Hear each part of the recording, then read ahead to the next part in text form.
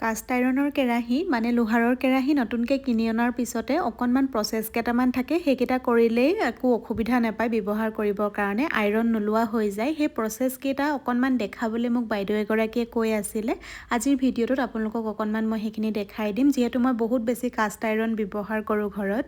আৰু এইফালে ভিডিঅ'টো মই ৰাতিপুৱাৰে পৰা আৰম্ভ কৰিছোঁ। নমস্কাৰ সকলোকে। বৰ্তমান ল'ৰা ছোৱালী দুয়োটাৰে স্কুল বন্ধ দিলে, ছামাৰ ভেকেশ্যন যিহেতু ষ্টাৰ্ট হ'ল, তথাপিও ৰাতিপুৱা উঠাৰ সময়টো মোৰ প্ৰায় ছেমেই থাকে, অকণমান 5-10 মিনিট মানে খেলি মেলি হয়। আৰু এইফালে ৰাতিপুৱা সদায় যিহেতু মই এগিলাচ যিকোনো মৰ্ণিং ড্ৰিংকছ লওঁ, এয়া আজি লৈছোঁ চিয়া চিড আৰু নেমু লগত গৰম পানী।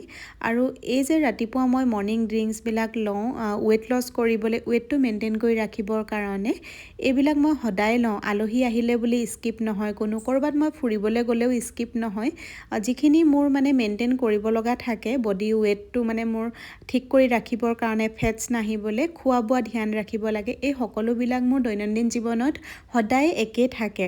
আৰু সেইটো কাৰণে মই যদি এক্সাৰচাইজ কেতিয়াবা স্কিপো হয়, মানে সপ্তাহত যদি মোৰ 4 দিন বা এক্সাৰচাইজ কৰা হৈছে, বা কেতিয়াবা আলহী আহিছে বুলি এসপ্তাহমান মোৰ স্কিপো হৈছে, তেতিয়াও কিন্তু মই শকত হৈ নাযাওঁ বা মোৰ বডিত ফেটছ আহি নাযায় বা মোৰ পেটটো নোলায়, সেইখিনি মই মেইনটেইন কৰি ৰাখোঁ। আমাৰ পাকঘৰত ডেইলি খানা বনাবৰ কাৰণে কাষ্ট আইৰণৰ কেৰাহী আৰু টাৱা মই ব্যৱহাৰ কৰোঁ, যিহেতু বনাবলৈও খুব বেছি ভাল হয়, তেলো কমকৈ লাগে আৰু আমাৰ স্বাস্থ্যৰ কাৰণেও ভাল।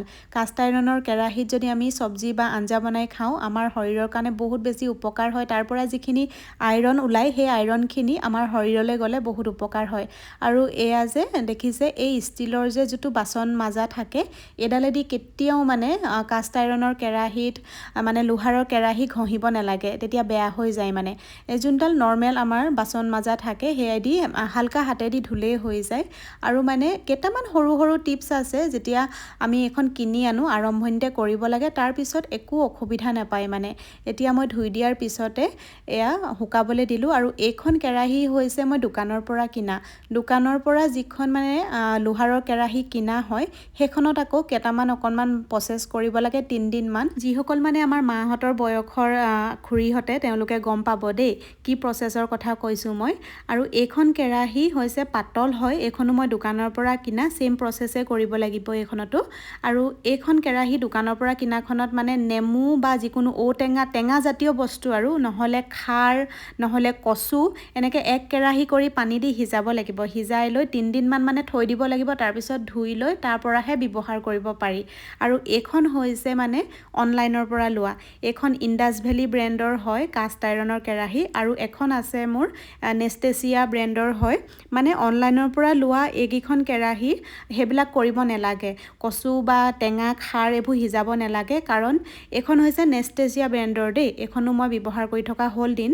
আৰু এইবিলাক কেৰাহীত মানে কি হয়, তেওঁলোকে অলৰেডি ছিজন কৰি দিয়ে, মানে প্ৰি ছিজনেড হৈ কেনে আহে, সেইকাৰণে কচু, খাৰ এইবোৰ সিজোৱাৰ কোনো প্ৰয়োজন নাই। আৰু মানে ডাইৰেক্ট কিনি অনাৰ পিছতে ধুই লৈ ব্যৱহাৰ কৰিব পাৰি, এইখিনিত মানে কষ্ট নহয়। কিন্তু দোকানৰ পৰা কিনাখনত মানে 3 দিনমান সেইখিনি সিজাই মেলি থ'ব লাগিব, তাৰপিছতহে ব্যৱহাৰ কৰিব পাৰি।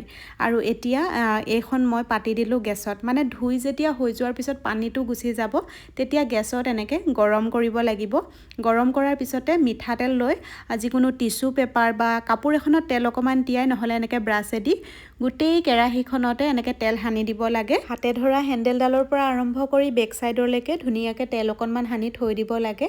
আকৌ যেতিয়া খানা বনায়, তেতিয়া একেটা ছেইম প্ৰচেছতে এনেকৈ ধোৱাৰ পিছত গৰম কৰি আকৌ তেল অকণমান সানি থৈ দিব লাগে। এইটো আকৌ সদায় কৰিব নালাগে, খুব বেছি এসপ্তাহ বা 10 দিনমান এই প্ৰচেছটো কৰিলেই আইৰণবিলাক মানে নোলোৱা হৈ যায়। আৰু ঠিক তেনেকৈ এইখন দোকানৰ পৰা কিনা আইৰণৰ এই কেৰাহীখন, মানে এইখন লোহাৰৰ কেৰাহী আকৌ মই ব্যৱহাৰেই কৰা নাই তেনেকৈ দেই, 2 দিনমান ব্যৱহাৰ কৰিছোঁহে। কাৰণ এইখন মই জুইত ব্যৱহাৰ কৰাৰ কাৰণে আনিছিলোঁ, কেতিয়াবা মানে ঘৰত খানা চানা পাতিলে লাগে যে, সেইটো কাৰণে এইখনত আইৰণ এতিয়াও ওলায়ে আছে। ঠিক তেনেকৈ মানে একেই প্ৰচেছতে এনেকৈ তেল অকণমান সানি থৈ দিলেই হৈ যায়।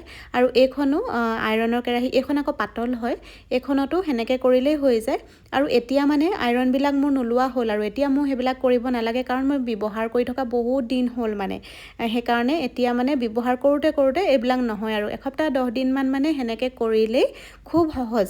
আইৰণৰ কেৰাহী ব্যৱহাৰ কৰিবলৈ বিৰাট সহজ হয়, আৰু তেলো কম লাগে, আৰু বনায়ো বিৰাট ইণ্টাৰেষ্ট লাগে মানে। আৰু আইৰণৰ মানে কেৰাহী কি হয় লোহাৰৰ কেৰাহী এখন যদি আপুনি মানে পইচা অকণমান ইনভেষ্ট কৰি কিনি লয় নহয় গোটেই বছৰ ধৰি মানে কেৰাহীখন একো বেয়াও নহয় আৰু যিমানে ব্যৱহাৰ কৰি গৈ থাকিব সিমানে মানে বনাবলৈ ইণ্টাৰেষ্ট লাগি গৈ থাকে ইমানে ভাল বনাবলৈ মোৰ ওচৰতটো কাষ্ট আইৰণৰ কেৰাহী সৰুৰ পৰা ডাঙৰলৈকে ফ্ৰাই পেন সৰুৰ পৰা ডাঙৰলৈকে ৰুটি বনোৱা টাৱা বহুত কেইখন আছে আৰু ষ্টিলৰো আছে বাচন আপোনালোকক বাচনৰ কালেকশ্যন মই দেখাম বুলি কৈছিলোঁ যে পিছতকে দেখাম বাৰু ভিডিঅ'টো আৰু দীঘলীয়া নকৰোঁ আজিলৈ আহিছোঁ বাই